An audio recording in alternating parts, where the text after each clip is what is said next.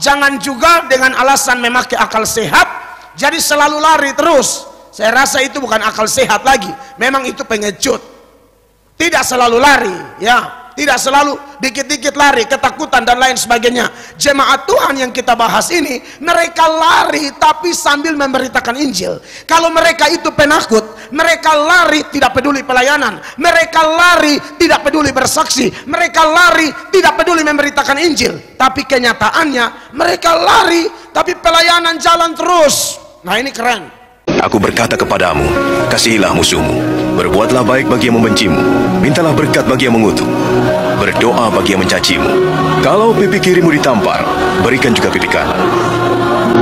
Aku yang memilih kalian. Baik, salam.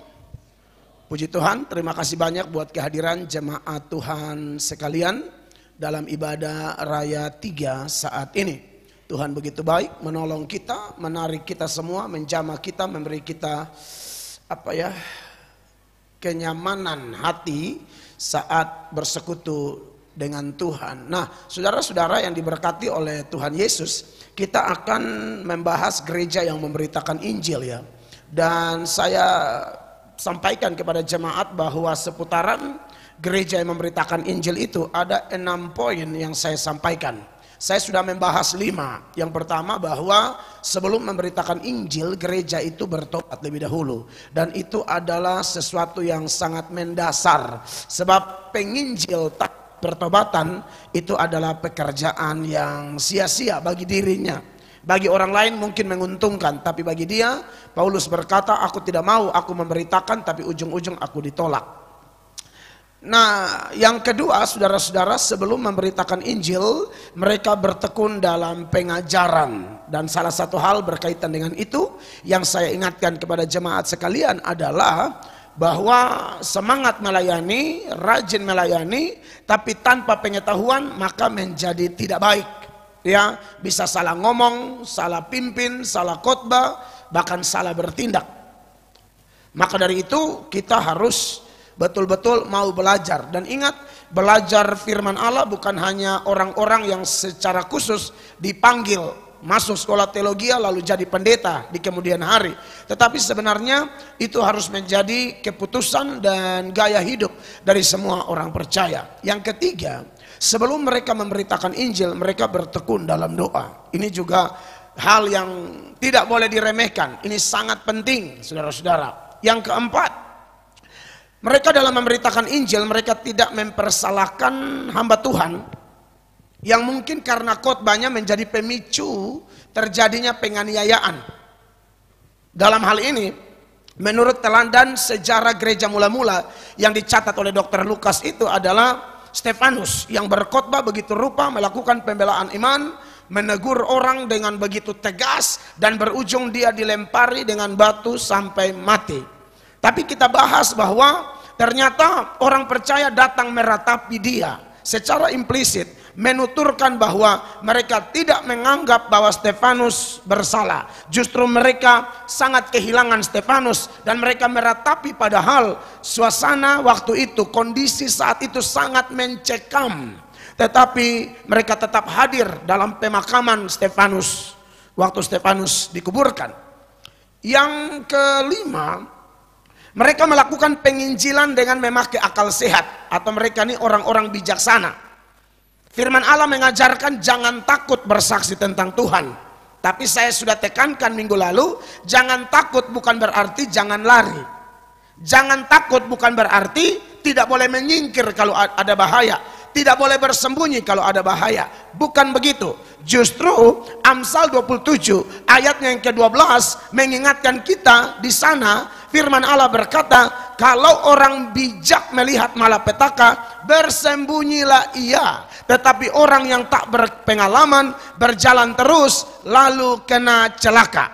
Ya, jadi bersembunyi di sini bukan penakut tapi bijak. Justru yang maju terus lalu kena celaka itu disebutkan kurang berpengalaman. Maka dari itu, kenapa minggu lalu kita bahas Yesus mau dibunuh, dia menyingkir. Paulus mau dibunuh di Damsik, mereka turunkan dari keranjang lalu dia lolos. Dan banyak contoh-contoh lain yang sudah saya angkat minggu lalu. Tetapi catatan penting adalah jangan juga dengan alasan memakai akal sehat jadi selalu lari terus. Saya rasa itu bukan akal sehat lagi, memang itu pengecut. Tidak selalu lari, ya. Tidak selalu dikit-dikit lari, ketakutan dan lain sebagainya. Jemaat Tuhan yang kita bahas ini, mereka lari tapi sambil memberitakan Injil. Kalau mereka itu penakut, mereka lari tidak peduli pelayanan, mereka lari tidak peduli bersaksi, mereka lari tidak peduli memberitakan Injil. Tapi kenyataannya mereka lari tapi pelayanan jalan terus. Nah ini keren, ya. Jadi saudara, ini perlu dipahami oleh semua jemaat, ya. Takutnya ada orang yang kelihatan semangat bukan berani, tahu makan puji. Akhirnya orang hantam, orang pukul, orang serang, orang bunuh dan lain sebagainya. Itu perlu diwaspadai.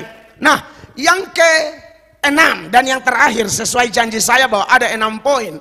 Hari ini kita akan belajar bahwa gereja ini adalah gereja yang memberitakan Injil dengan penuh kesetiaan.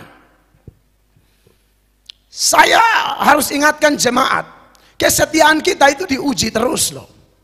Sampai akhir zaman. Sejak kita terima Yesus sampai pengadilan terakhir. Salah satu alat ukur kita benar-benar pengikut Kristus yang sejati atau tidak, itu kita setia atau tidak. Makanya dalam perumpamaan talenta, ketika hamba-hamba yang dapat 5 talenta dan 2 talenta, mereka datang lapor kepada Tuhan sang pemilik talenta, yang dalam teks itu adalah gambaran dari Tuhan Yesus sendiri. Apa pujian Yesus? Yesus memuji kesetiaan mereka. Makanya kalau Anda bandingkan di dalam Matius pasal 25 ya, mulai ayat 20 dan seterusnya, yang bawa 5 talenta itu, Anda lihat sambutan dari Tuhan Yesus kepada hamba tersebut. Perhatikan. Hamba yang menerima 5 talenta itu datang dan ia membawa laba 5 talenta. Katanya, Tuan, 5 talenta Tuan percayakan kepadaku. Lihat, aku telah beroleh laba 5 talenta. Perhatikan pujian yang diberikan oleh Tuhan kepada hamba yang setia. 21. Maka kata tuannya itu kepadanya, baik sekali perbuatanmu itu, hai hambaku yang baik dan setia. Engkau telah setia dalam perkara kecil, aku akan memberikan kepadamu tanggung jawab dalam perkara yang besar. Masuklah dan turutlah dalam kebahagiaan Tuanmu. Ini hamba yang terima 5 talenta. Ternyata yang 2 talenta sudah dilipat gandakan jadi 4 talenta. Pujiannya sama, saudara-saudara. Perhatikan 22 dan seterusnya. Lalu datanglah hamba yang menerima 2 talenta itu, katanya, Ya. Tuan, 2 talenta Tuan percayakan kepadaku. Lihat, aku telah beroleh laba 2 talenta. 23. Maka kata tuannya itu kepadanya, baik sekali perbuatanmu itu, hai hambaku yang baik dan setia. Yes. Engkau telah setia memikul tanggung jawab dalam perkara yang kecil, aku akan memberikan kepadamu tanggung jawab dalam perkara yang besar. Masuklah dan turutlah dalam kebahagiaan Tuanmu. Jadi dari ayat-ayat ini, salah satu alat ukur seseorang itu benar-benar pengikut Kristus sejati atau tidak, hamba Tuhan sejati atau tidak, dari kesetiaannya. Saya sudah tekankan, kalau saya bicara hamba Tuhan, itu bukan hanya gembala sidang. Saya bicara hamba Tuhan bukan hanya pendeta, majelis, diaken. Semua orang Kristen itu harusnya hamba Tuhan. Di kolong langit ini hanya ada 2 hamba. Yang pertama hamba Tuhan, dan yang kedua hamba setan. Tidak ada hamba lain. Nah, hamba setan ini paketnya hamba uang, hamba kedagingan dan lain sebagainya. Jadi kalau ada orang, dia sakit misalnya, lalu dia bilang, saya mau pergi cari hamba Tuhan lalu berdoa. Saudara harus ingat, Anda juga hamba Tuhan. Tapi memang kesetiaan kita itu diuji terus.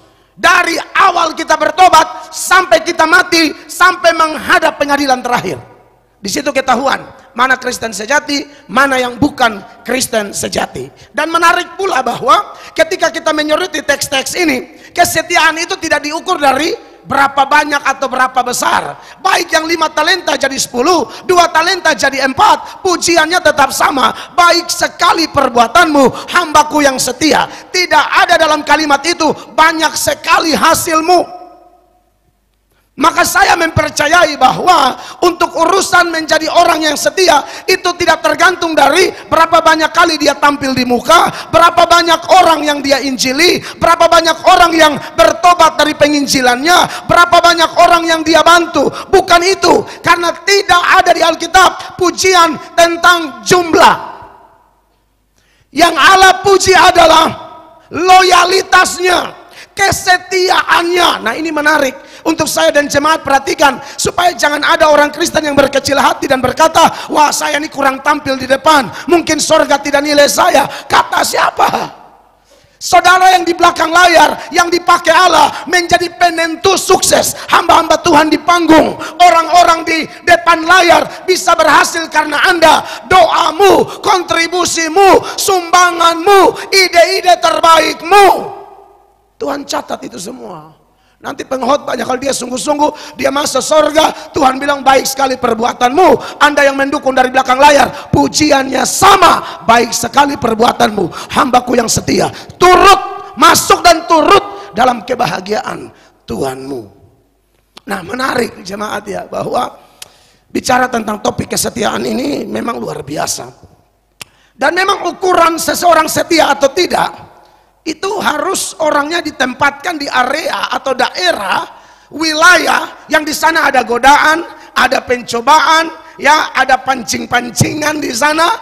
Disitulah kelihatan kesetiaan seseorang itu sudah matang atau belum. Saya tidak bilang dia tidak setia. Saya memakai kalimat sudah matang atau belum. Sebab bisa saja orangnya sudah setia, tapi setianya level 2. Dia harus dongkrak terus sampai level 10. Ada orang sudah setia, tapi setianya 1,5. Ada orang sudah setia, tapi setianya 3 atau 4. Mungkin ada yang sudah 9. Nah, itu biasanya dia ada di daerah yang atas seizin Allah, usaha sengaja atau rencana sengaja dari Tuhan untuk hadirkan orang itu di lingkungan seperti itu. Makanya saya pernah kasih penggambaran kepada jemaat sekalian kan. Ada seorang bapak doyan mancing. Saking doyannya sampai lupa lihat iklim. Dia pergi di masa angin badai, akhirnya gelombang bawa dia sampai terdampar di satu pulau. Terbawa arus, terbawa angin, terdampar di satu pulau. 3 bulan lamanya tidak jumpa istrinya. 3 bulan. Dia terdampar di satu pulau, yang di pulau itu tidak ada orang tinggal di sana. Dia sendiri. 3 bulan kemudian dia pulang kepada istrinya dan dia berkata, Mama, Papa 3 bulan tidak ketemu Mama, tapi Mama jangan ragu kesetiaan Papa. Papa tetap setia. Ini tidak bisa disebut setia, karena di pulau itu tidak ada orang. Hanya ada kode. Kode is monyet. Monyet is monkey, right? Hanya ada di sana monkey-monkey, kan begitu. Loh, lalu kau setianya setia apa? Kalau di sana ada 2 atau 3 perempuan cantik, nggak usah pakai cantik deh, kotor di sana Papa. Asal dia perempuan, 3 bulan loh. Lalu Anda tetap setia, itu baru setia. Orang tidak ada godaan apa-apa, tidak ada tantangan apa-apa, dari mana ketahuan Anda setia? Nah, makanya saya bilang orang begini setianya belum matang. Harus ada tantangan untuk mematangkan kesetiaannya. Nah, kita semua mengalami hal yang sama, tidak ada yang lolos. Jemaat dengan takarannya sendiri, pendeta dengan takarannya sendiri. Mau tahu pendetanya level sudah berapa? Allah akan izinkan perhadapkan dengan itu. Saya keluar daerah sebisa mungkin bawa istri, tapi kalau saya tidak bawa itu, selalu ada godaan. Saya harus kasih tahu saudara. Saya tentu tahu mampu itu tidak ada gitu loh. Makanya Anda harus berpikir lebih keras. Ibu Gembala, haleluya. Tidak bisa tidak omong kosong. Setan itu sudah tahu. Pak Mel pun jadwal, dia pi mana, pi dan siapa. Setan sudah tahu. Dia bukan maha tahu, dia cari tahu. Di hotel sendiri-sendiri ada mbak pijit itu harus telepon ke tong. Nah, ini badan memang sakit nih, jadwal padat nih. Ini solusi terbaik cuma satu, urut, pijit. Mbak telepon sampai kita taruh ini telepon di luar itu telepon tuh, supaya lu telepon sampai kiamat. Apakah Mbak menyerah? Tidak. Mbak ini adalah pekerja keras. Dia katok di 1:30. Katok. Karena mereka kan kerja sama di hotel tertentu. Mereka tahu ini siapa, dia nginap dengan siapa. Hanya saya dan gitar. Maksudnya kan, saya suka minta gitar. Menyembah beta dengan gitar. Saudara pikir itu gampang? Tidak mungkin, saya tidak bisa berdoa. Ya Bapa, jauhkanlah hamba dari pencobaan ini. Saudara sudah tahu pengertian doa Bapa kami itu. Itu maksudnya kalau sudah ada pencobaan kita jangan lompat masuk. Tapi bukan berarti godaan-godaan yang begitu hilang. Tidak. Kadang-kadang memang Allah izinkan kita masuk ke sana. Maka saudara-saudara, ini bukan hal yang saya angkat asal-asal. Ini dari pengalaman kita semua. Makanya kenapa saya ngotot minta istri bergumul untuk pekerjaannya yang terbaik. Saya bukan bilang saya sengaja, tidak, saya berjuang. Tapi kan kita sudah tahu itu kalau bencana lebih baik jangan cari hal. Jangan sok rohani, oh beta nih baca Alkitab, oh beta nih pendoa. Sana ada istilah itu. Banyak pendeta-pendeta hebat. Tahu Salmon Jemaat, pendeta-pendeta hebat yang sudah go internasional di Eropa, Amerika. Kesaksiannya tumbang. Sampai terakhir paling mengerikan, Raffi Sakarias. Saudara pernah dengar itu nama? Dan buku-bukunya khotbah-khotbah itu hampir hilang dari peredaran semua. Pendeta buka pijat, refleksi kok panti pijat begitu. Dan disitulah dia terikat dosa selama kurang lebih 3 tahun lebih. Pendeta. Lu mau omong khotbah, lu jangan tanya Raffi Sakarias. Raffi Sakarias itu seminar di universitas ternama di berbagai belahan bumi. Raffi akan giring kau dari ilmu pengetahuan, ujung-ujung masuk Yesus. Keren, berkelas. Tapi tumbang hanya urusan begitu-begitu. Nah, gereja yang kita pelajari ini, mereka diperhadapkan dengan tantangan yang lain. Tantangannya yaitu mereka dianiaya begitu luar biasa. Mereka harus lari tinggalkan rumah, tinggalkan harta benda, tinggalkan keluarga, tinggalkan kerabat mereka. Tapi sementara semua itu mereka tinggalkan, Yesus mereka tidak tinggalkan, tugas pelayanan mereka tidak tinggalkan, penginjilan mereka tidak tinggalkan. Sambil berdiaspora, sambil menyebar, sambil beritakan Injil. Ini bukti kesetiaan dari gereja yang kita soroti beberapa minggu ini. Ayat 1 dari Kisah pasal 8 kita perlu baca lagi untuk mengingat bahwa kondisi mereka saat menyebar sambil beritakan Injil itu dalam kondisi yang tidak main-main, sangat mencekam, nyawa terancam. Saulus juga setuju bahwa Stefanus mati dibunuh. Ya. Pada waktu itu mulailah penganiayaan yang hebat terhadap jemaat di Yerusalem. Mereka semua kecuali rasul-rasul tersebar ke seluruh daerah Yudea dan Samaria. Saudara kalau baca ayat ini sepintas lalu, Lukas tidak membahas secara detail dalam pasal 8 ini seperti apa penganiayaan yang dialami oleh gereja. Masuk pasal 9, betul di sana ada cerita Paulus menganiaya, tapi detailnya juga tidak ada. Karena pasal 9 sorotan utamanya adalah pertobatan Paulus. Tapi nanti setelah Paulus bertobat, dulu yang benci jalan Tuhan aniaya orang percaya. Bahkan Paulus tuh aniaya orang Kristen sampai mati. Sampai mati saudara-saudara. Dia yang dulu begitu benci jalan Tuhan, diubahkan oleh Tuhan, mengalami metanoia, perputaran pikiran, perputaran hidup 180 derajat dari sikap begitu membenci Yesus, benci yang teramat sangat, diubahkan Allah menjadi mencintai Yesus yang teramat sangat juga. Makanya dia tulis kepada Timotius kan, dalam 1 Timotius 1 itu, mulai ayat 13 dia bilang begini. Aku yang tadinya seorang penghujat dan seorang penganiaya dan seorang ganas, Ya. tetapi aku telah dikasihaninya karena semuanya itu telah kulakukan tanpa pengetahuan, yaitu di luar iman. Aku seorang penghujat, aku seorang penganiaya, aku seorang yang sangat ganas. Tapi penganiaya yang jahat dan ganas ini disentuh oleh Tuhan. Sebelum pintu gerbang Damsik terbuka, pintu gerbang pertobatan, pintu gerbang anugerah terbuka bagi Paulus. Dia diubahkan menjadi hamba Tuhan yang luar biasa. Ketika dia sudah cinta Tuhan, di situ dia alami sebagaimana dia bikin orang Kristen dulu, sekarang dia diperlakukan seperti itu. Mereka anggap dia sesat karena mencintai jalan yang dia benci dulu.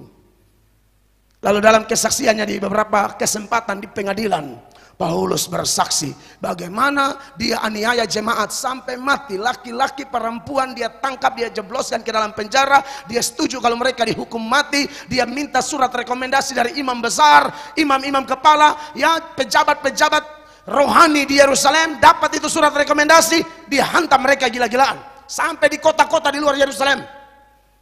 Makanya dalam Kisah Para Rasul pasal 24 ayat 4 dan 5 misalnya. Ayat 4 berkata demikian. Akan tetapi supaya jangan terlalu banyak menghabiskan waktumu, aku minta supaya engkau mendengarkan kami sebentar dengan kemurahan hatimu yang terkenal itu. Terus, Telah nyata kepada kami bahwa orang ini adalah penyakit sampar, seorang yang menimbulkan kekacauan di antara semua orang Yahudi di seluruh dunia yang beradab, Ya. dan bahwa ia adalah seorang tokoh dari sekte orang Nasrani. ini Paulus yang dulu cinta sekarang dianggap penjahat besar. Penyakit sampar yang saya sudah jelaskan beberapa waktu yang lalu. Dia pakai kata Yunani loimon. Loimon itu sama artinya dengan troublemaker, pembuat kekacauan, pembuat masalah. Padahal dia bawa berkat, tapi dianggap bikin masalah. Lalu dalam Kisah 22 ya, ayat 4 dan 5, saudara lihat, Paulus bilang begini. Dan aku telah menganiaya pengikut-pengikut jalan Tuhan sampai mereka mati. Sampai mati, saudara-saudara. Jadi bukan, kalau saudara baca di Kisah 8, Kisah 9, pikir aniaya biasa, sampai mati Paulus bunuh. Jadi dia itu bukan hanya penganiaya, pembunuh. Terus, Laki-laki dan perempuan kutangkap dan kuserahkan ke dalam penjara. ya 5. Tentang hal itu baik imam besar maupun majelis tua-tua dapat memberi kesaksian. Dari mereka aku telah membawa surat-surat untuk saudara-saudara di Damsyik, dan aku telah pergi ke sana untuk menangkap penganut-penganut jalan Tuhan yang terdapat juga di situ dan membawa mereka ke Yerusalem untuk dihukum. Jadi saudara, yang dialami gereja waktu itu luar biasa. Kematian kawan-kawan seiman itu tidak melunturkan atau memudarkan kesetiaan mereka pada Injil. Kesetiaan mereka pada komitmen dan panggilan mereka. Apalagi mereka sudah start dengan pertobatan, belajar firman sungguh-sungguh, doa sungguh-sungguh. Itu bukan hanya rutinitas mingguan, itu bukan hanya rutinitas saat kumpul-kumpul, itu memang dampaknya luar biasa. Mereka seperti dicas, mereka kena isi luar biasa, sehingga ketika berhadapan dengan keadaan yang mengerikan seperti ini, kesetiaan mereka tidak padam. Tambah lagi, Kisah Para Rasul 26, mulai ayat 9, Paulus beri kesaksian lagi, apa yang Paulus lakukan dahulu kepada mereka. Bagaimanapun juga aku sendiri pernah menyangka bahwa aku harus keras bertindak menentang nama Yesus dari Nazaret. Paulus paling benci nama Yesus dong. Itu ya orang, kalau makanya saya jelaskan tadi, kalau belum disentuh, belum dicelikan, tidak mengalami bagaimana Roh Kudus melahir barukan dia, yang ada ialah dia sangat benci. Dia bilang bagaimanapun aku keras menentang jalan itu.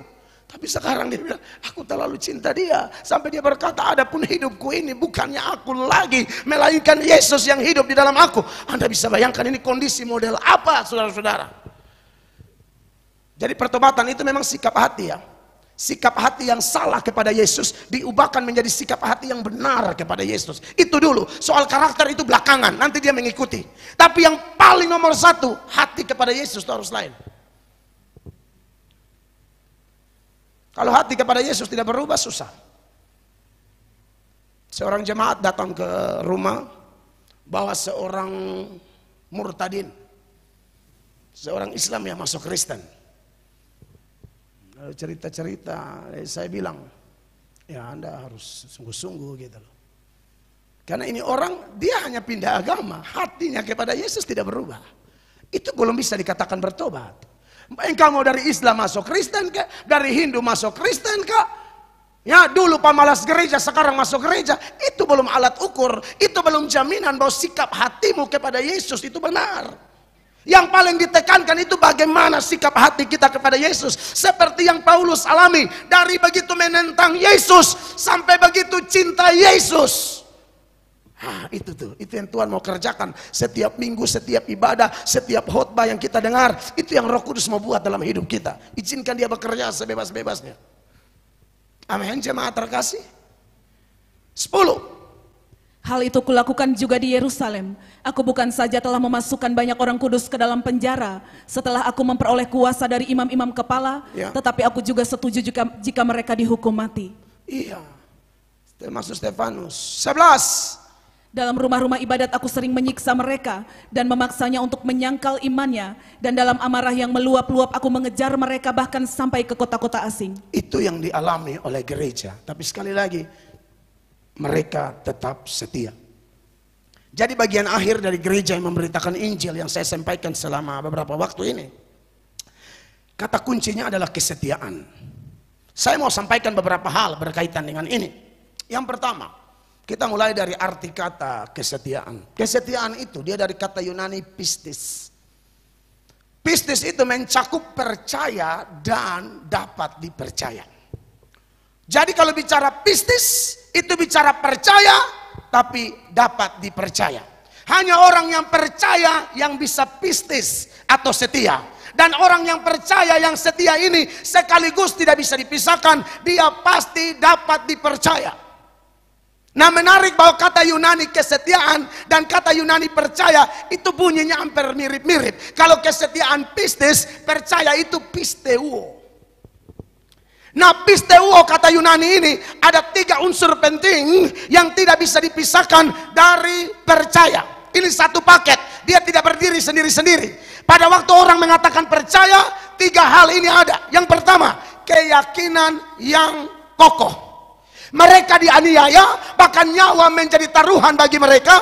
Tapi keyakinan mereka kepada ketuhanan Yesus, kemesiasan Yesus, pekerjaan Yesus yang sempurna di Golgota ketika dia mengorbankan dirinya. Dan dia berkata, tetelestai, itu benar-benar satu-satunya akses masuk surga. Keyakinan kepada Kristus dan karyanya ini adalah sesuatu yang tidak bisa digoyahkan dari gereja mula-mula yang kita pelajari ini. Makanya dianiaya, ditekan, mau disembeli. Begitu rupa tidak melunturkan kesetiaan mereka.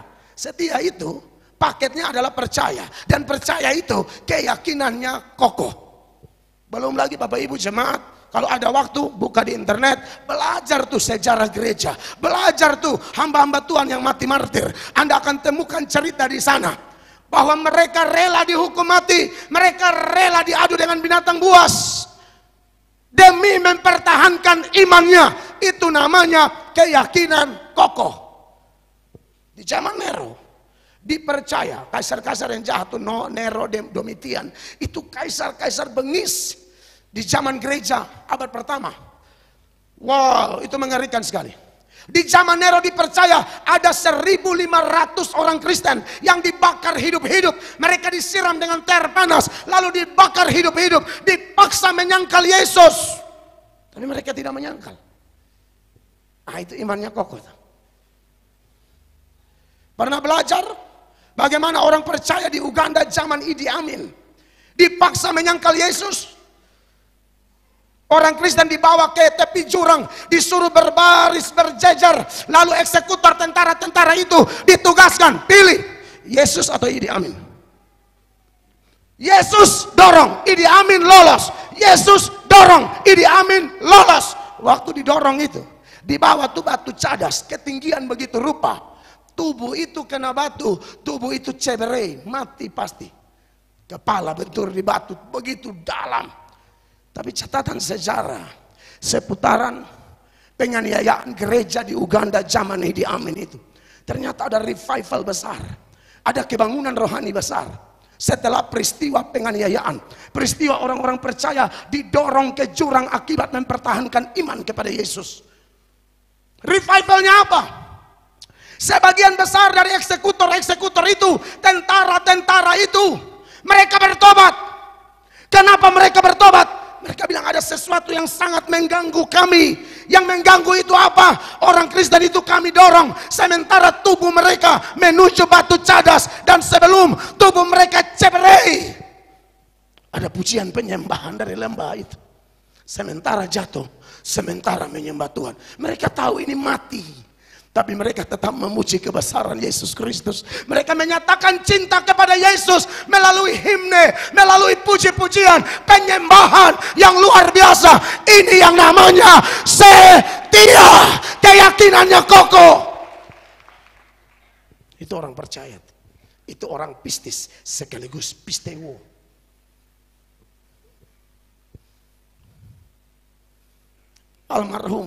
Almarhumah ya lebih tepat, Pendeta Elsnoya. Ini ada satu hamba Tuhan perempuan di GSJA yang kalau dia khotbah, pendeta-pendeta pun pasti selesai.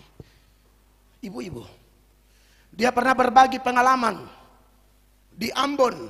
Saya ingat kalau tidak salah beliau yang berbagi. Waktu kerusuhan itu di awal-awal pertobatan saya lalu dengar Kisah nyata itu. Gerombolan Obed versus gerombolan Acang. Obed kita, Acang sebelah. Gerombolan Acang ketemu satu anak kecil umur 9 tahun. Saya sampai hari ini lupa. Pokoknya dia punya nama antara Rio atau Roy. Ketemu Rio atau Roy ini, mereka paksa menyangkal Yesus. Mereka tanya, agama apa? Kristen. Paksa menyangkal Yesus. Rio hanya berdiri menatap mereka. Aneh bin ajaib. Seperti tidak ada ketakutan dalam diri anak ini. Lalu dia berkata, beta Laskar Kristus. Tangan satu dipotong. Dia kesakitan tapi dia berteriak, beta Laskar Kristus. Tangan satu dipotong lagi. 2 tangan putus. Kesakitan luar biasa. Anak ini berteriak, beta Laskar Kristus. Perutnya dibelah. Isi perut keluar semua. Mati di tempat. Dia bilang, beta Laskar Kristus. Itu pisteo. Keyakinan kokoh. Saya sanksi ya. Kalau kita tidak ada masalah saja kita tidak setia. Belum ada tekanan saja kita tidak setia. Model begitu, kita menyangkal sudah pasti. Dan Anda tahu konsekuensi menyangkal. Tuhan bilang, aku juga tidak kenal kau. Bapak Ibu jemaat, bicara tentang kesetiaan ini adalah topik penting yang tidak boleh kita lupakan. Harus tertanam kuat di hidup kita. Kalau bicara kesetiaan. Mengingat begini saudara-saudara, gereja itu sudah biasa dianiaya. Sudah biasa, penganiayanya mengerikan. Tapi ada satu penganiayaan tersisa yang disebut the Great Tribulation. Dia dari kata Latin tribulum. Itu penganiayaan yang paling besar. Itu masih ada. Dalam Matius 24 ayat 21, tribulum ini atau the Great Tribulation itu dibahas di sini. Dikatakan demikian. Sebab pada masa itu akan terjadi siksaan yang dahsyat, seperti yang belum pernah terjadi sejak awal dunia sampai sekarang, dan yang tidak akan terjadi lagi. Iya.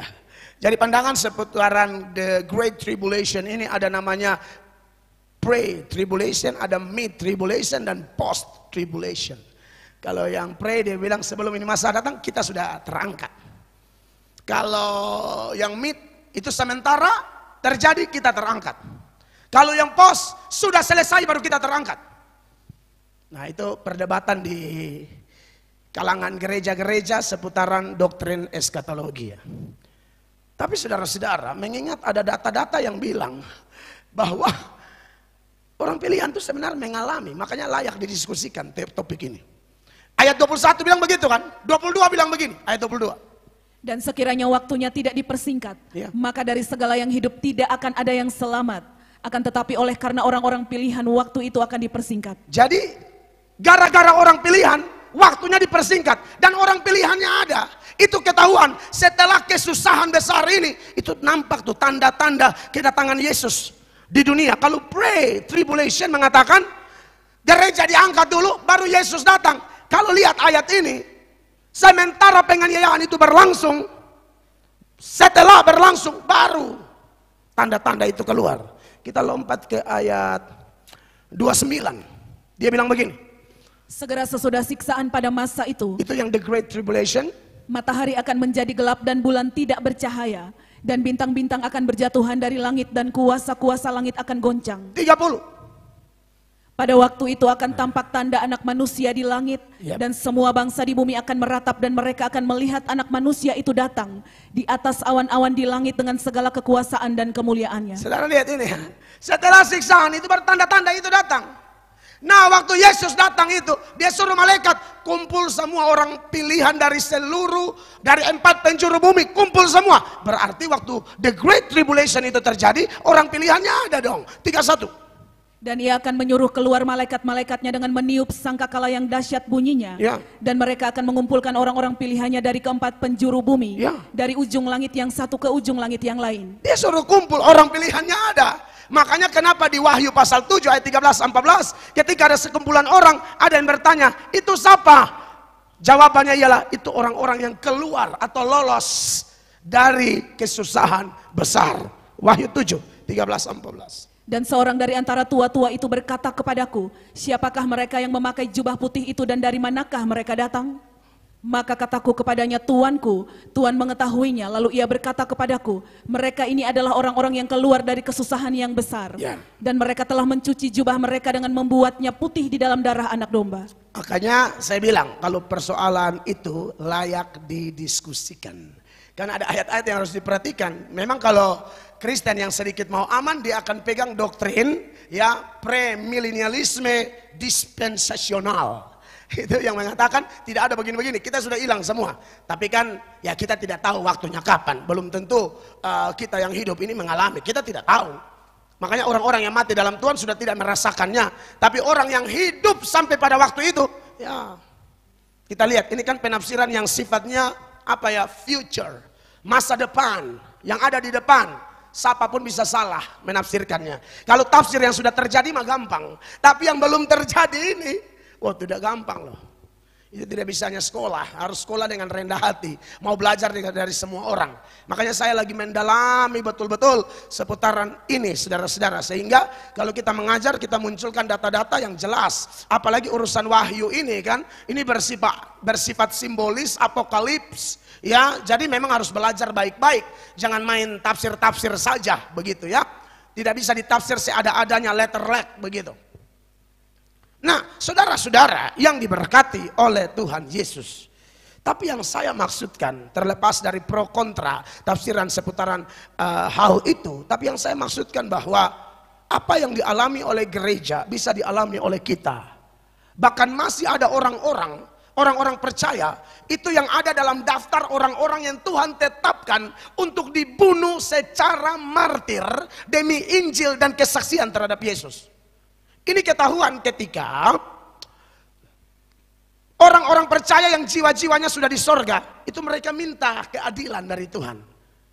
Mereka dibunuh nih, bagaimana nasib pembunuh? Bela kami, buktikan dong kami tidak salah. Ya, kenapa mereka minta? Apakah mereka mau balas dendam? Mereka tidak bisa mengampuni? Bukan. Mereka tuntut firman Allah. Firman Allah menjaminkan orang yang bunuh orang, dia harus dihukum mati. Makanya ketika saya tanggapi hasil persidangan sementara 18 Juli hari Senin kemarin ya, 18 Juli 2022, di mana sidang seputaran kasus Penkase itu ya, kematian ibu dan anak dengan terdakwa RB. RB dituntut oleh 2 jaksa penuntut umum hukuman mati, pidana mati. Karena saya sering ditanyai oleh orang percaya, bahkan ada oknum penegak hukum yang mengasihi Tuhan, dia takut ambil salah langkah kalau berhadapan dengan kasus seperti itu. Pernah konsultasi dengan saya, Pak Pendeta, secara ajaran agama kita, apakah hukuman mati diperbolehkan? Saya jelaskan panjang lebar, intinya boleh. Mau PLPB boleh. Ada orang bilang, iya tapi kita tidak mengasihi nyawa pembunuh itu. Lalu nyawa yang dibunuh kau tidak kasihi. Kau omong kasih ini nyawa pembunuh, orang yang dia bunuh secara mengerikan itu, kau anggap itu nyawa anjing. Jangan omong bilang kasih nyawa pembunuh, orang yang dia bunuh bagaimana? Lagian kalau ada orang dieksekusi, pidana, hukum final, mati, itu tidak langsung ditembak atau digantung. Dia diberi jeda waktu. Nah itu kesempatan dia terima Yesus tuh. Jadi walaupun nanti dia dieksekusi mati, kalau dia bertobat, dia tetap masuk surga. Makanya di akhir video saya tanggapi, saya bilang saya bersedia. Kalau ada orang yang dipidana mati mau dilayani, saya mau. Tapi yang simpan saya dan dia berdua, saudara pergi dia cek ke saya. Memang saya masuk surga juga, tapi ceritanya kurang menarik gitu ya. Saya mau melakukan. Lu ini pasti dihukum mati, lu terima Yesus. Kalau dia mau, beta siap tempur. Melayani dia, injili dia sungguh-sungguh. Bahkan Paulus sendiri mengakui hukuman mati itu benar. Makanya Paulus pernah ngomong ini dalam sebuah persidangan. Paulus melakukan pembelaan sebelum dia naik banding. Dia bilang begini dalam Kisah 25 ayat 11. Perhatikan. Jadi jika aku benar-benar bersalah dan berbuat sesuatu kejahatan yang setimpal dengan hukuman mati, aku rela mati. Aku rela mati. Kenapa? Hukuman mati itu benar. Tapi persoalannya apakah masalahku sesuai dengan itu? Paulus lanjut. Tetapi jika apa yang mereka tuduhkan itu terhadap aku ternyata tidak benar, tidak ada seorang pun yang berhak menyerahkan aku sebagai suatu anugerah kepada mereka. Aku naik banding kepada Kaisar. Aku naik banding. Nah, Paulus bilang, tapi ujung-ujung memang keadilan tidak ada waktu itu. Paulus tetap dihukum mati loh. Dia potong kepala putus zaman Nero kan. kurang lebih 4 tahun sebelum Jenderal Titus datang hantam Yerusalem. Itu tahun-tahun sekitar di mana Paulus dipenggal putus kepalanya mati. Tidak tercatat di Alkitab, tercatat di sejarah. Jadi hukuman mati itu diperbolehkan. Hanya saya tekankan asal adil, bukan sentimen pribadi. Bukan sentimen penegak hukum terhadap terdakwa. Itu dosa di hadapan Allah. Hati-hati loh. Itu penegak hukumnya yang habis nanti. Oknum penegak hukum yang karena sentimen lalu dia kasih mati. Itu hati-hati dia. Karena yang dibunuh kerabatnya atau keluarganya lalu dia putar hukum sedemikian rupa sampai orang dihukum mati. Seperti Ahab punya istri Isabel itu ya, kasih mati Nabot ya. Nabot itu yang minta kebun. Itu jelas itu fitnah, lebih kejam dari membunuh. Nah, orang-orang dalam kitab Wahyu itu menuntut pembelaan. Wahyu 6 mulai ayat 9 dikatakan demikian. Dan ketika anak domba itu membuka meterai yang kelima, aku melihat di bawah mezbah jiwa-jiwa mereka yang telah dibunuh oleh karena firman Allah dan oleh karena kesaksian yang mereka miliki. Ini yang mati martir, meninggalnya memang betul-betul dianiaya. Mereka bukan orang-orang jahat, orang kudus. Ya, Stefanus, Petrus, ya, dan yang lain-lain. Dari rasul-rasul tuh, Yudas sudah bunuh diri dan itu pasti masuk neraka. Tetapi yang dari semua, Yohanes itu ya. Yohanes satu-satunya yang bebas mati martir. Matinya baik-baik. Khotbahnya sama keras, tegurannya juga gila-gilaan. Tapi ya memang tidak dikaruniakan. Seperti itu. Tapi yang lain martir semua. Belum lagi orang-orang percaya yang martir di zaman yang berbeda, kisah yang berbeda. 10. Dan mereka berseru dengan suara nyaring katanya, berapa lamakah lagi ya penguasa yang kudus dan benar? Engkau tidak menghakimi dan tidak membalaskan darah kami kepada mereka yang diam di bumi? Ya, sebelum baca ayat ini saya sengaja beri keterangan tadi supaya Anda jangan pikir mereka ini kepahitan dan dendam. Tidak, memang keadilan harus ditegakkan. Ya, tapi waktu mereka minta ini ada penundaan, bilang gampang nanti kami balas. Tapi masih ada orang-orang yang seperti kalian yang masih hidup di dunia yang akan dibunuh seperti kalian atau dengan alasan yang sama seperti alasan kalian dibunuh. Yaitu gara-gara firman Allah dan gara-gara kesaksian tentang Yesus Kristus. Makanya di ayat 11 respon surga seperti ini. Dan kepada mereka masing-masing diberikan sehelai jubah putih. Dan kepada mereka dikatakan bahwa mereka harus beristirahat sedikit waktu lagi. Hingga genap jumlah kawan-kawan pelayan dan saudara-saudara mereka yang akan dibunuh sama seperti mereka. Mereka disuruh istirahat dulu hingga genap, garis bawahi, hingga genap jumlah kawan-kawan pelayan dan saudara-saudara mereka yang akan, berarti belum, akan dibunuh sama seperti mereka. Apakah ada di ruangan ini? Saya tidak tahu. Tapi seorang ibu pernah menatap saya dan berkata, saya lihat Pak ini mati martir. Sementara kita makan bersama. Jujur saya bisa kunyah, bela sentalan. Biasa ngajak umpan mam tua, ini penglihatan atau hanya feeling? Berasa saya bahas. Takutnya mam tua dipakai Tuhan kasih tahu, beta sih enak nih anak masih kecil-kecil. Ya. Pembangunan ini gereja saya utang belum lunas ya kan. Mati siapa yang mau kasih lunas? Haleluya. Tapi ini ibu nih. Tapi ibunya orang-orang benar, orang anak Tuhan. Itu yang membuat beta semakin tergoncang sebenarnya. Belia Pak Mel nih. Mati. Oh my God. Di hati itu langsung timbul nyanyian, I love you Lord. Haleluya. Kenapa lagi ada orang ngomong beta begini? Tapi saudara-saudara, memang mati martir itu begitu. Ini ibu bukan penglihatan, dia rasa saja. Karena lihat dari bepu khotbah, hantam sana, hantam sini, dia lihat, oh ini mati martir. Jadi akhirnya saya juga sempat tek gitu loh. Saudara, orang kalau tidak dikaruniakan mati martir, dia mau khotbah sekeras apa, dia mau togor siapapun, dia bisa mati seperti Yohanes anak Zebedeus, penulis Wahyu atau Injil Yohanes. Tapi kalau dia dikaruniakan martir, dia mau lari kemana saja, dia pasti mati. Nah saya tidak tahu yang mana, mendingan khotbah aja. Toh nanti mati juga kalau memang martir kan, hantam saja saya. Saya punya prinsip begitu. Toh saya tidak tahu, daripada terlalu main aman tapi martir, rugi sekali. Sebelum martir saya pernah ada bikin heboh, tidak pernah khotbah yang keras, tiba-tiba martir. Kan lucu, matinya karunia, tapi jalan menuju mati itu tidak enak sekali.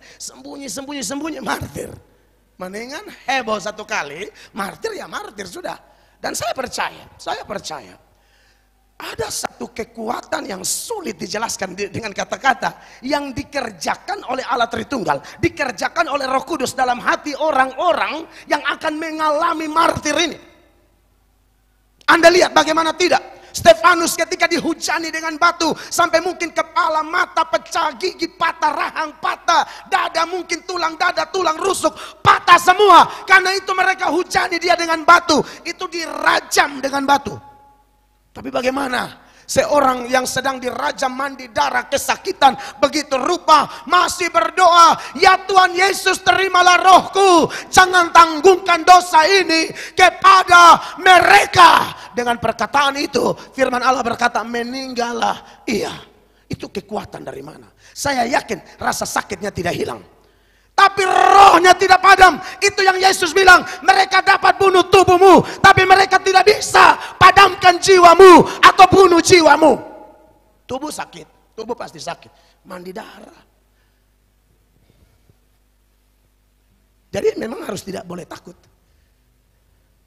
Antikris dan alat-alatnya hanya bisa bunuh tubuh, tidak bisa sentuh jiwa kita. Bapak Ibu jemaat pernah belajar sejarah martir di NTT? Mari saya bukakan sedikit. Itu dulu dari Gemit. Ada diutus penginjil-penginjil volunteer, tenaga-tenaga sukarela tanpa gaji, yang diutus untuk menginjil di Belu, di suku nenek moyang saya.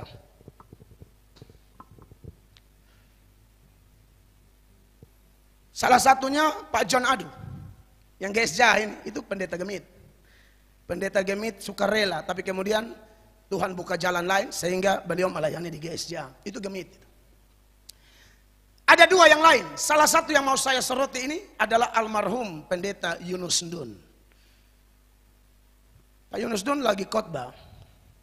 Jemaat lari dari sana datang, pegang parang, langsung potong Pak Yunus. Bacok Pak Yunus 2 kali di leher. 1, 2, mati tempat. Dan menurut kesaksian yang saya dengar, dia disuruh oleh rohaniwan tertentu berdarah Belanda. Mungkin dianggap Pak Yunus kompetitor, maka diutus bacok, mati tempat. Tahun 80-an, itu kita juga masih kecil-kecil semua. Persidangan itu terjadi. Atau tahun berapa, saya tidak tahu pasti, tapi itu terjadi. Di persidangan itu, pembunuh itu berkata, saya sudah biasa bunuh banyak orang. Memang orang Belu tertentu itu kalau potong orang apa itu biasa banget. Dia bilang, saya sudah bunuh banyak orang. Tapi waktu saya bacok Bapak Guru senyum. Bacok pertama senyum, bacok ke dia sebelum beliau meninggal, dia tetap senyum. Saya tanya, saudara, itu apa yang bikin dia senyum? Kalau bukan pekerjaan Roh Kudus. Amin. Saudara yang belum dibacok, baru orang omong seson bisa senyum. Rasa-rasa beda pas ini berabek sandia, akan suir-suir sandia, bebalik tomat sama kayak ikan suir. Iya kan? Saudara bayangkan beda apa dia abon. Makanya kasih cebere dia ke abon. Anda lihat itu, Anda belum dibunuh loh. Anda baru hanya orang gosip Anda. Orang omong tadi, Anda tidur gelisah begitu rupa, bolak-balik, kedebak, jatuh. Iya kan? Pak Yunus Ndun senyum. Stefanus bilang, jangan tanggungkan dosa ini kepada mereka. Jadi pembunuh itu melihat bahwa Pak Yunus itu ampuni dia. Itu di NTT itu, orang rote. Wow. Makanya ketika saya lihat daftar orang-orang yang masih dibunuh ini, saya tidak tahu siapa. Tapi siapapun dia, entah saya atau Anda, jangan takut. Roh yang ada dalam kita lebih besar daripada roh apapun yang mengintimidasi kita, termasuk roh-roh penyesat. Jangan pernah gentar, jangan pernah ciut, jangan pernah mundur, jangan pernah dihantui oleh apapun sehingga Anda pengecut. Anda yang kurang cinta Yesus, dengar ini, Anda gemetar, saya tahu. Anda gemetar. Mau itu gemetar hilang. Datang ke Yesus sungguh-sungguh dan dia rubah itu gemetar jadi semangat yang semakin berapi-api. Kita tidak tahu, saudara, urusan amat dengan cara mati kita. Amin. Tapi kita mati dalam keadaan setia atau tidak, itu soal. Urusan amat cara mati. Mau main aman juga mati. Boleh main kasar. Itu salah satu dasar pemikiran saya selama ini. Dan saya yakin Tuhan yang dorong saya. Kalau tidak saya juga tidak merepot-repot begitu. Lebih dulu main catur di gang sampai mati. Gitu. Pas kalah 4 kali orang skak mati. Kalah 4 juta ini mau bikin apa mati. Nah itu menghadap surga tuh tanya bilang apa? Mau pergi mana? Surga kau neraka? Surga. Lu nih untuk main catur nih. Haleluya. Kekasih Allah. Itu pistis. Kesetiaan mencakup percaya dan dapat dipercaya. Kalau orang sudah punya keyakinan kokoh, dia pasti punya ketergantungan penuh kepada Tuhan. Itu paket yang tidak bisa dipisahkan. Orang menjadi tidak setia kalau masalah ini andalkan Allah, karena besar, sulit, berdoa, bergumul sampai Tuhan buka jalan. Lihat masalah yang sudah remeh-remeh, sudah mulai punya koneksi, punya duit, kenal banyak orang. Geser itu yang namanya doa, puasa, bergumul, tanya Allah, geser. Aku sudah punya koneksi kuat. Itu berubah setia. Setia itu tidak peduli kau hadapi siapa. Nehemia berdoa kepada Tuhan buka jalan supaya Yerusalem dipulihkan. Tuhan bekerja di hati Artasasta. Nehemia ketemu Artasasta. Tapi dalam Nehemia 2 ayat 4 dan 5 firman Allah berkata demikian. Lalu kata raja kepadaku, jadi apa yang kau inginkan? Maka aku berdoa kepada Allah semesta langit. Sudah berhadapan dengan raja, tapi Nehemia tidak mau berubah dalam hal bergantung kepada Allah. Ini raja tanda tangan apa lu bawa surat, lu mau bikin apa untuk bangun Yerusalem? Jadi, tapi masalahnya setelah awal saya doa puasa, saya menangis sejadi-jadinya, berharap kepada Allah. Allah mulai buka jalan. Sekarang menghadap raja yang kalau dia tanda tangan, rekomendasi atau surat izin atau surat kuasa keluar, beres. Tapi ayat ini secara terang-terang menceritakan bagaimana orang benar yang sejati. Dia refleks, maka aku berdoa kepada Allah semesta langit. Ini tidak tahu berapa menit, berapa detik. Ini di depan ini sudah rekan bisnis. Ini di depan ini sudah pejabat. Tapi di hati ini bilang, Tuhan, kalau ini dari Tuhan jadi. Tidak jadi. Saya yakin Nehemia tidak doa lama. Ini di Artasasta muka baru, Yesus. Di Arta tampeleng lo. Tapi kontak, tidak perlu lama. Tapi anak Tuhan sejati yang bergantung kepada Allahnya tidak pernah berubah. 2 detik, 3 detik refleksnya tetap doa. Jangan sabantar Tuhan, sabantar tidak Tuhan. Anda berubah dalam hal bergantung kepada Dia. Sedangkan setia itu continue, terus menerus. Yang ketiga, setia itu ya taat. Nah ini yang mungkin disalahartikan oleh beberapa hamba Tuhan yang saya counter di media, yang menganggap oh ini jalan masing-masing. Percaya, yakin, tidak, ini satu paket. Kan dari awal saya sudah bilang. Ya, jangan bilang 3 jalan menuju surga. Seperti Pak Samsudin kemarin bilang, pendeta Mel Atok dangkal. Makanya di thumbnail YouTube malam ini saya bilang, pendeta Mel Atok dangkal terbaru. Supaya Pak Samsudin nonton gitu loh. Pak Samsudin dengar ini khotbah dulu. Saya ajar baik-baik Pak Samsudin. Mengerti. Ini paket lengkap, taat itu penting. Orang percaya itu taat bukan jalan keselamatan. Taat itu dampak dari percaya. Taat itu sama dengan percaya. Sebab ada orang yang masuk neraka karena tidak taat. Nah tidak taat di situ manifestasi tidak percaya. Ini kelihatan dari Yohanes 3 ayat 36. Jangan dipisah-pisah, so hebat. Perhatikan. Barang siapa percaya kepada anak, ia beroleh hidup yang kekal. Tetapi barang siapa tidak taat kepada anak, ia tidak akan melihat hidup, melainkan murka Allah tetap ada di atasnya. Tidak taat kepada anak, tidak melihat hidup di sini bukan berarti masuk surga harus taat. Tidak taat di sini manifestasi tidak percaya. Ada tidak orang yang sudah ikut Tuhan bahkan melayani Tuhan, tapi kategori orang tidak percaya banyak. Dan orang begini tidak akan masuk surga. Dan kalau kita gali lebih dalam penyebab dia tidak masuk surga karena memang dia tidak percaya. Yudas yang aktif melayani lalu menyangkal Yesus itu, bahkan orang-orang yang ikut Yesus hanya motivasi lihat mujizat, dapat tantangan, dapat khotbah keras, langsung mundur. Orang-orang ini dari awal memang tidak pernah percaya Yesus. Makanya dalam Yohanes 6 mulai ayat 64 dikatakan demikian, 64. Tetapi di antaramu ada yang tidak percaya, sebab Yesus tahu dari semula siapa yang tidak percaya dan siapa yang akan menyerahkan dia. Yesus bilang dari awal saya tahu siapa tidak percaya. Tidak percayanya ada dua kelompok. Yang pertama yang tidak percaya dan akan undur. Yang kedua tidak percaya dan akan menyerahkan Yesus. Kenapa mereka tidak dipercaya? Mereka tidak pernah dikaruniakan iman. 65. Lalu ia berkata, sebab itu telah kukatakan kepadamu, tidak ada seorang pun dapat datang kepadaku kalau Bapa tidak mengaruniakannya kepadanya. Tidak bisa. Ya. Saudara bilang, ya tapi mereka datang kepada Yesus. Bahkan ada Yudas di situ. Nah pengertian datang di situ bukan hanya ikut-ikut rame begitu, bukan. Itu datang sampai pisteuo, keyakinan kokoh bergantung total taat. Yang ini tidak nih. Makanya itu 3 tuh tidak bisa, itu satu paket itu.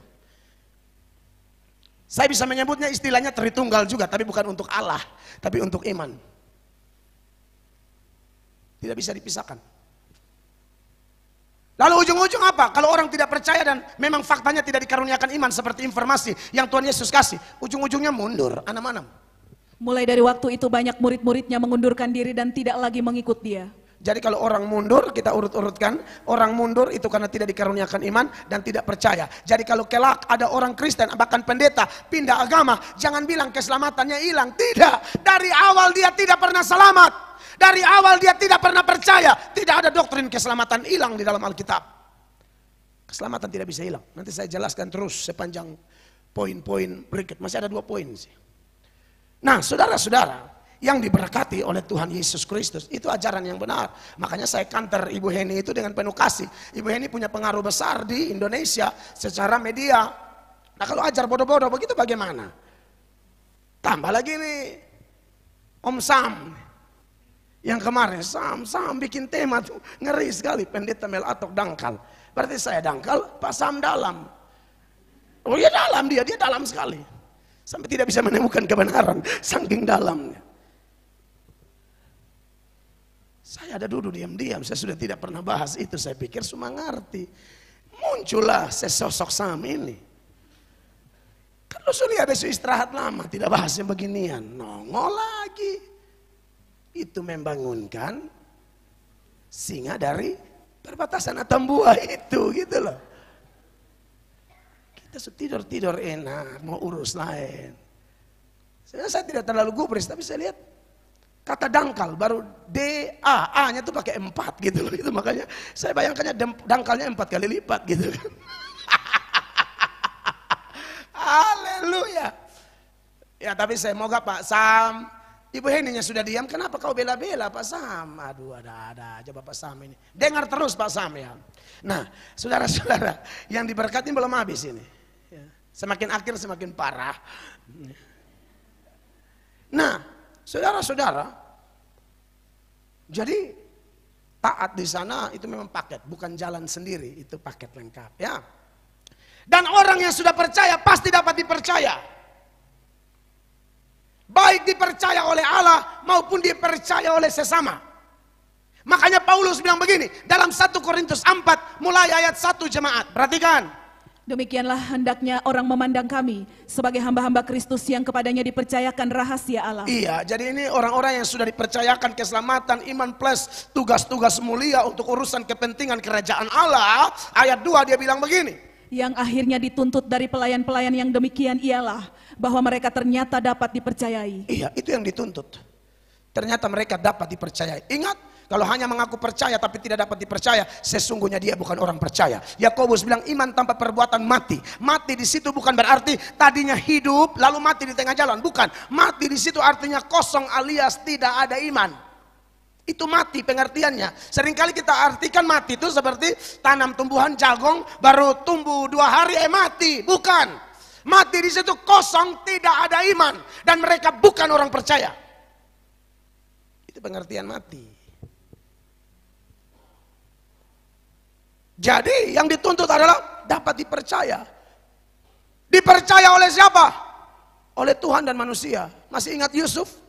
Di rumah papanya dia anak paling dipercaya. Diproses begitu rupa, dibuang ke sumur, dijual jadi pembantu, jadi babu, jadi budak. Di rumah tuan dan nyonyanya dia pembantu yang paling dapat dipercaya. Semua Potifar percayakan kepada dia kecuali istrinya. Difitnah oleh istri Potifar, masuk penjara. Di penjara narapidana yang paling dipercaya.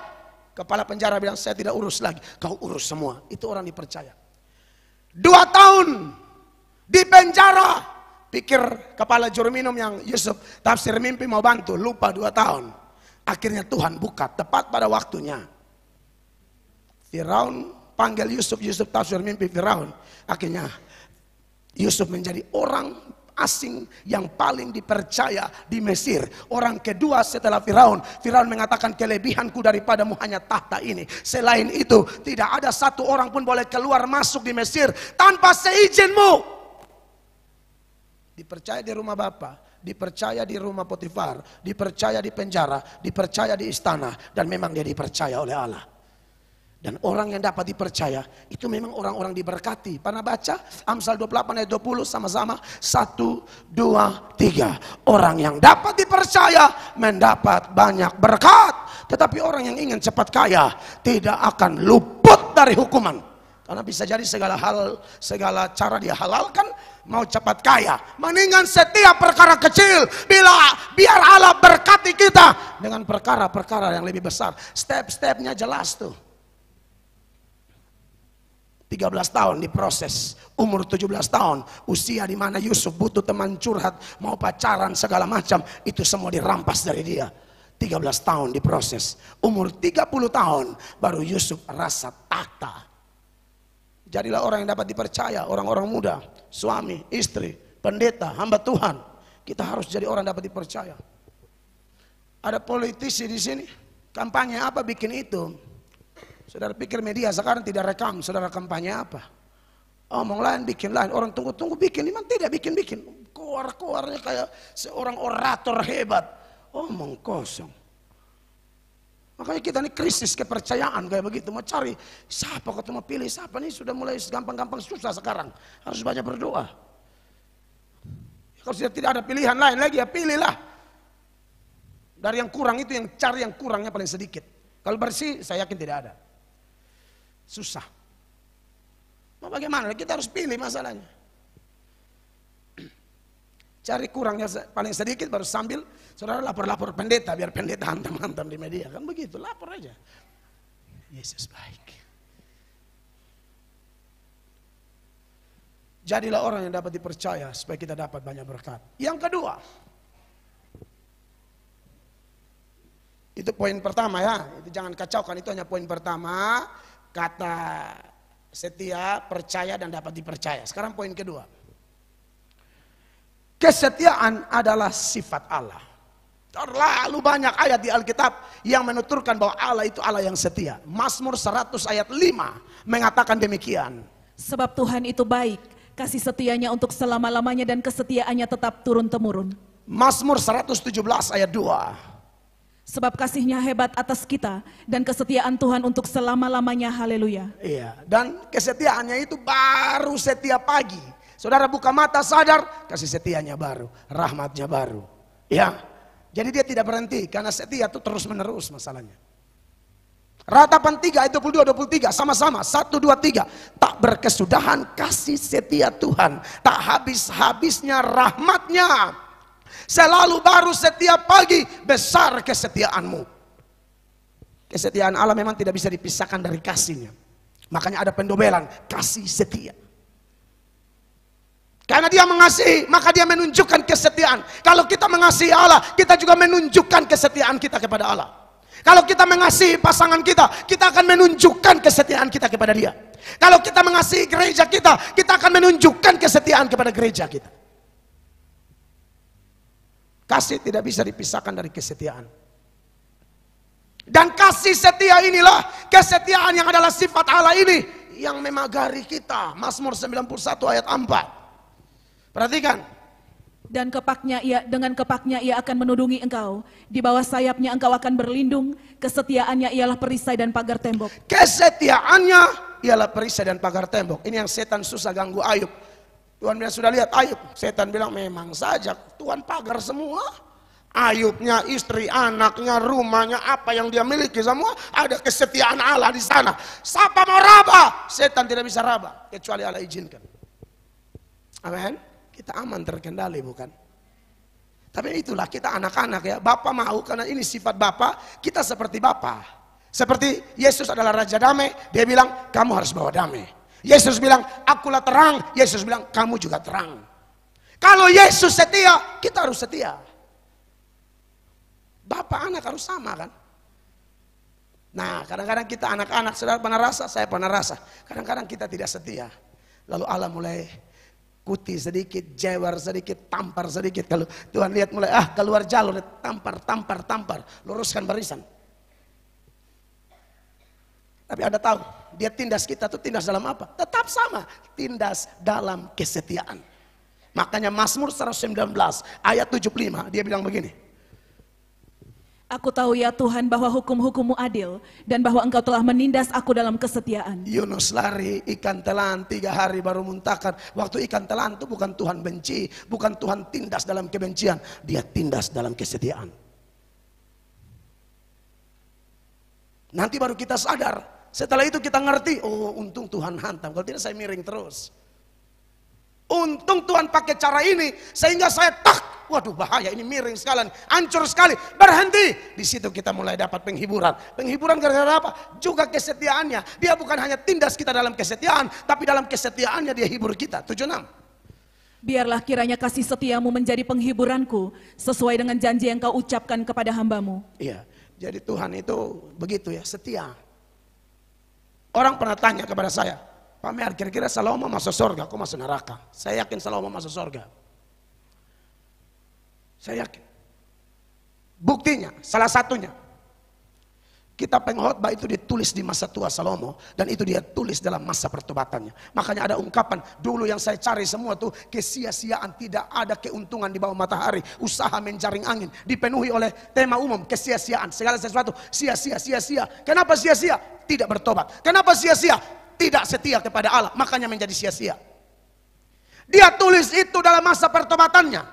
Dan selain itu, memang Tuhan pernah janji di sekitar Daud mau mati. Tuhan kasih tahu, nanti yang bangun rumah bukan lu, anakmu. Saya akan berlaku seperti Bapa. Dia macam-macam, saya pukul dia dengan rotan. Tapi Tuhan janji, kasih setiaku tidak akan kuhilangkan daripadanya seperti kuhilangkan daripada Saul dan keluarganya. Ini kelihatan di 2 Samuel 7, 14, 15, 14 berkata demikian. Aku akan menjadi bapaknya dan ia akan menjadi anakku. Apabila ia melakukan kesalahan, maka aku akan menghukum dia dengan rotan yang dipakai orang dan dengan pukulan yang diberikan anak-anak manusia. Ya, kita juga bisa kenal seperti Salomo ya. Tidak ada anak emas, tidak ada anak tiri. Tidak ada. Terus 15. Tetapi kasih setiaku tidak akan hilang daripadanya. Ini yang menarik. Seperti yang kuhilangkan daripada Saul yang telah kujauhkan dari hadapanmu. Tapi kasih setiaku tidak akan hilang daripadanya. Maka kalau orang tanya Salomo masuk mati masuk mana? Saya yakin masuk surga. Tuhan tidak akan hilangkan kasih setianya dari Salomo. Bukan cuma dari Salomo, dari kita yang sudah percaya dia. Tuhan tidak pernah kerja setengah-setengah. Kalau dia sudah memulai memenangkan Anda, dia bawa Anda kepada anaknya Yesus Kristus, dia akan jaga Anda sampai kiamat. Anda tetap milik Kristus. Maka itu saya bilang keselamatan tidak mungkin hilang. Soalnya yang jamin ini adalah Allah yang setia. 1 Korintus 8 mulai ayat 8 dan 9. Tunggu. Bukan. 1 Korintus 1 ayat 8 dan 9 dikatakan demikian. Ia juga akan meneguhkan kamu sampai kepada kesudahannya, Ya. sehingga kamu tak bercacat pada hari Tuhan kita Yesus Kristus. Dia yang jamin, saudara-saudara. Kenapa dia melakukan ini? Sifat apa yang menonjol dari Allah dalam persoalan ini? Ayat 9, 1, 2, 3. Allah yang memanggil kamu kepada persekutuan dengan anaknya Yesus Kristus Tuhan kita adalah setia. Betul kita pernah jatuh, betul kita pernah gagal, tapi bukan berarti Tuhan tinggalkan kita. Alkitab berkata sekalipun engkau tidak setia, dia tetap setia. Saya bicara ini bukan kita sengaja menyakiti dia, bukan. Hanya mau kasih tahu kita bahwa kesetiaannya tidak berubah bagi saya dan saudara. Dia jewer kita, dia pukul kita seperti dia pukul Salomo. Suka-suka dia Bapa kita. Dan dia melakukan itu demi kebaikan kita.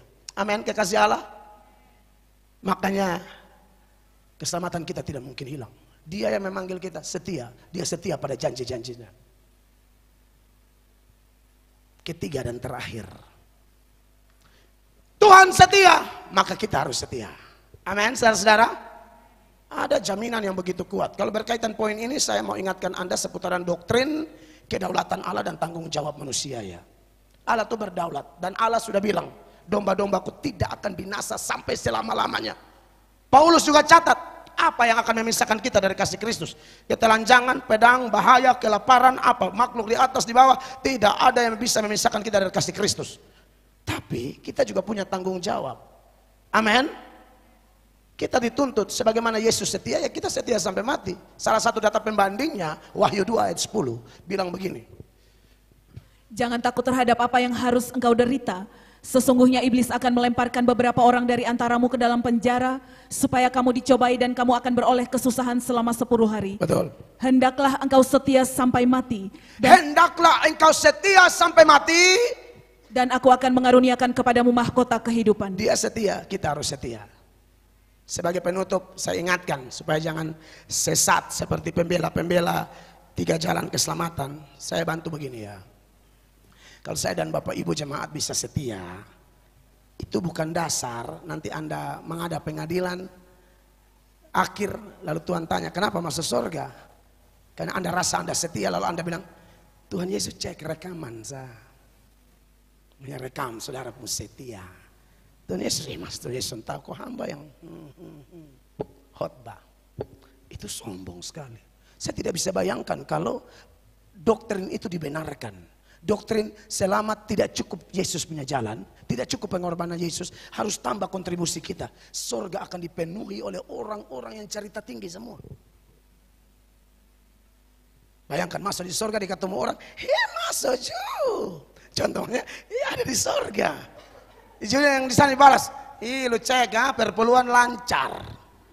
Anda bisa bayangkan surga dipenuhi oleh orang-orang yang bukan sujud menyembah Allah sambil berkata, pokoknya bukan beta itu bang. Setia ada dong promosi. Kawan kantor ketemu kawan kantor. Wih lolos ya. maksudnya lu masuk gitu loh. Wow. Jamara beta tuh pernah sangka om tuh. Sudahlah. Om bilang, itu di rayon itu tuh kegiatan. Masuklah. Anda bisa bayangkan surga akan jadi tampak ajang orang pamer-pamer kebaikan sementara di bumi. Jelas itu doktrin sesat. Seorang pendeta Gemit senior, dia pernah khotbah dan dia berkata, pintu surga itu rendah sekali. Hanya orang rendah hati yang bisa masuk. Rendah sekali surga itu. Surga bukan pintu lebar yang bisa, woi sadis. Bukan, rendah sekali. Makanya kenapa ajaran-ajaran seperti ajaran Ibu Heni apa itu salah, itu sesat kalau tidak diperbaiki. Jangan sombong, jangan Anda semua masuk surga lalu kita sudah modal dari bawah nih. Tidak, aku tidak ada modal apa-apa. Anda dan saya tidak bisa setia kalau Anda dan saya di luar Dia. Yang bikin kita bisa buat semua itu karena kita dalam Dia. Makanya Yohanes 15 ayat 5 itu bilang begini, akulah pokok anggur dan kamulah ranting-rantingnya. Barang siapa tidak tinggal dalam aku dan aku di dalam Dia. Ulang. Barang siapa tinggal di dalam aku dan aku di dalam Dia, ia berbuah banyak. Sebab di luar aku kamu tidak dapat berbuat apa-apa. Di luar Yesus saya tidak bisa khotbah, saya tidak bisa nyumbang, saya tidak bisa setia, saya tidak bisa melayani, saya tidak bisa berkorban, saya tidak bisa semua. Itu maksud ayat itu. Makanya itu orang-orang yang di sebelah kanan Yesus itu contoh tuh orang-orang yang layak, yang sudah percaya Yesus dan karakternya kayak begitu. Tuhan tanya mereka, mereka tidak ngomong apa-apa. Beda dengan itu yang palsu-palsu. Menghadap Tuhan tidak tanya, cuma teriak, Tuhan, Tuhan, aku bernubuat demi namamu. Aku bikin mujizat, aku usir setan-setan lari ke setengah sandal, aku. Saya makan setan sampai lari ke setengah sandal, hanya gara-gara setan ini sudah datang lari. Sombong kali kan. Tuhan, beta majelis 2 periode. Tuhan, aduh. Anda baca itu Matius 7, 21, 23. Yesus usir mereka semua. Berangkat sana pembuat kejahat. Lu kalau kontribusi apa-apa tutup mulu, surga pasti catat. Itu bukan karakter orang setia. Itu bukan karakter domba sejati. Tapi yang domba-domba lihat. Terima kasih ya, aku lapar kau kasih makan, aku minum kau kasih, aku haus kau kasih minum, aku telanjang kau kasih pakaian, aku orang asing kau kasih tumpangan, aku di penjara engkau melawat, aku di rumah sakit engkau lawat aku. Dong bilang apa? Kapan tuh Tuhan? Bila mana? Keren. Sudah buat banyak, lupa. Tapi surga tidak lupa. Makanya Yesus buka. Beda dengan makan puji dong. Saudara harus buat apa untuk gereja? Tutup mulut dan berkata, hamba buat karena cinta. Hamba buat nih hanya syukur. Hamba buat sebenarnya hamba tidak layak. Masih ingat Tuhan Yesus bilang apa? Dalam Lukas 17 ayat 10. 1, 2, 3. Demikian jugalah kamu, apabila kamu telah melakukan segala sesuatu yang ditugaskan kepadamu, hendaklah kamu berkata, kami adalah hamba-hamba yang tidak berguna. Kami hanya melakukan apa yang kami harus lakukan. Tidak ada yang layak. Semua karena Tuhan. Ingat, Tuhan catat, tapi Tuhan mau latih kita melalui ayat-ayat ini. Tak usah pukul dada. Tak usah. Tidak boleh. Apakah itu kemudian kita vakum? Bukan, kita gila-gilaan kerja. Gila-gilaan melayani, gila-gilaan menabur. Tapi bukan gila-gilaan dalam menyombongkan diri. Sebagai penutup. Benar-benar penutup. Wih, Kaal langsung senyum dari sana. Sadis. Kebetulan beta mau bahas tentang cinta Kaal. Jadi lihat Kaal ini kayaknya cocok nih. Di perbatasan antara India dan Nepal, haleluya. Ada sepasang kekasih, seorang gadis dan seorang pemuda yang sudah pacaran lama, saling mencintai dan target nikah. Mereka bukan pacaran kayak yang kebanyakan, hitung-hitung pasir di pantai, makan-makan salome, putus. Mereka bukan begitu, ini beda, ini orang India ya, bukan orang Oba atau Torekisar. Nah, saudara lihat.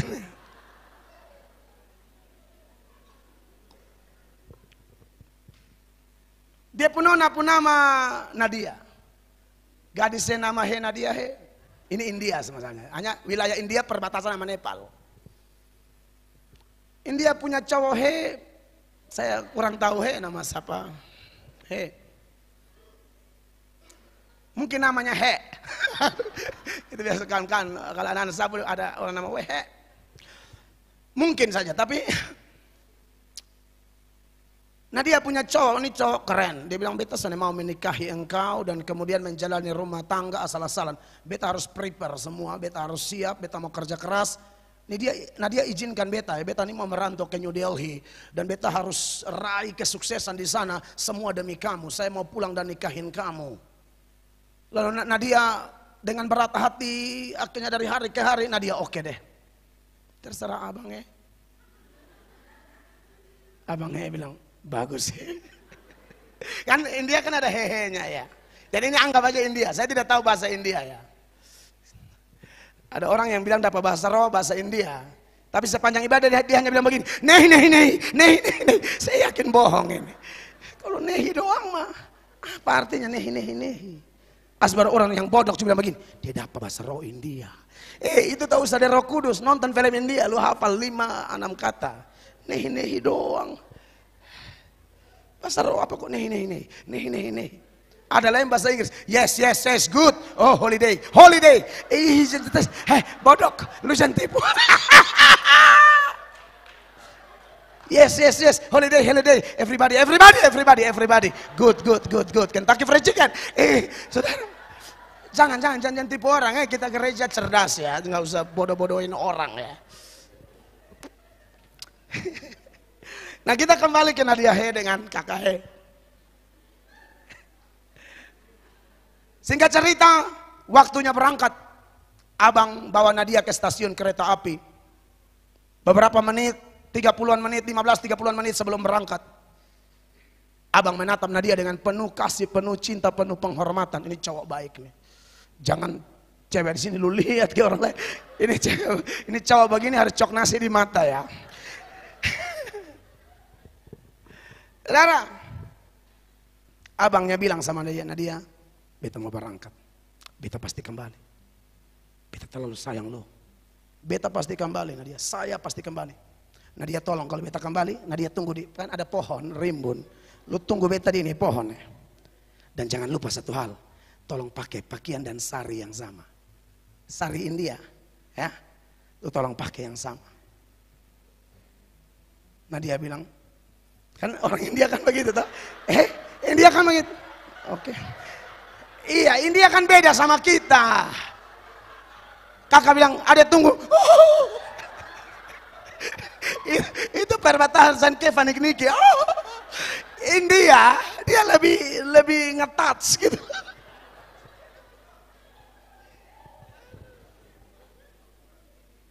Baru abangnya tuh, abangnya juga ngomong tuh India banget. Nadia he. Nah gini nih, India kan begitu. Abang pergi he tapi balik amin Nadia. Jadi ada tariannya gitu loh. Bukan ke timur punya kok. Aku kakak mau ngomong ini ada. Ayah kakak susun tahu le. Itu meminjam duit.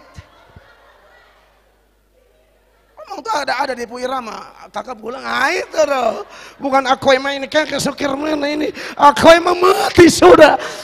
Ini dance India he tunjuk mai tua he gitu loh. Bukan gosok-gosok lutut he.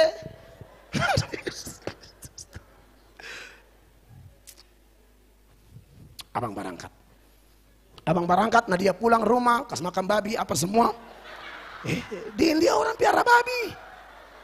Nona di sana kas makan babi, bukan kayak saudara. Kas makan babi, cuci kandang apa semua. Itu belum yang kucak pakaian, jumur sambil jaga. Karena ada yang suka curi jemuran ya. Tapi tiap kali kereta api masuk, Nadia akan pergi di bawah pohon pakai baju dan sari samai, melihat ke gerbong kereta, lihat satu persatu penumpang turun. Abang belum balik pulangnya. Angin belum bawa abang. Makanya abang belum balik pulang. Pendeta itu mesti begitu, mesti tahu juga judul-judul lagu supaya khotbah konteks. Nah, sama kayak kakak baju hitam bento-bento itu kurang ajar juga lama-lama ya. Nah, yang kurang gaul kurang mengerti waktu omong apa nih. Sudah nanti berkawan cerita ya. Lalu 3 bulan pertama, 4 bulan pertama, 5 bulan pertama, 6 bulan pertama, 7 bulan pertama, 1 tahun pertama. Nah dia melakukan hal yang sama, abang belum pulang-pulang. Tahun kedua, tahun ketiga, tahun keempat, tahun kelima, tahun keenam, tahun ketujuh. Nah dia melakukan hal yang sama, abang belum pulang-pulang. Orang-orang kalau Nadia datang langsung semua bisik. Gila, perempuan gila. Kalian lihat ya, nanti dia langsung pilih itu pohon. Baju itu terus. Tahun ke-8, tahun ke-9, tahun ke-10 ada cowok yang juga naksir sama Nadia. Lebih tampan dari cowoknya Nadia. Sudah datang PDKT dan berkata Nadia, hei kalau bingung-bingung abang belum balik. Kakak Jesus share he, su inbox he belum balas he. Su tek he, sonde responnya. Nadia, beta yakin dia tidak balik. Kalau Nadia bersedia, biar dengan saya. Godaan, ini baru namanya setia. Di sini Nadia bilang, nehi. Tunggu abang Okto dia pun nyong kata kata baru tahu dia nama nih. Saya cuma tahu Okto ternyata.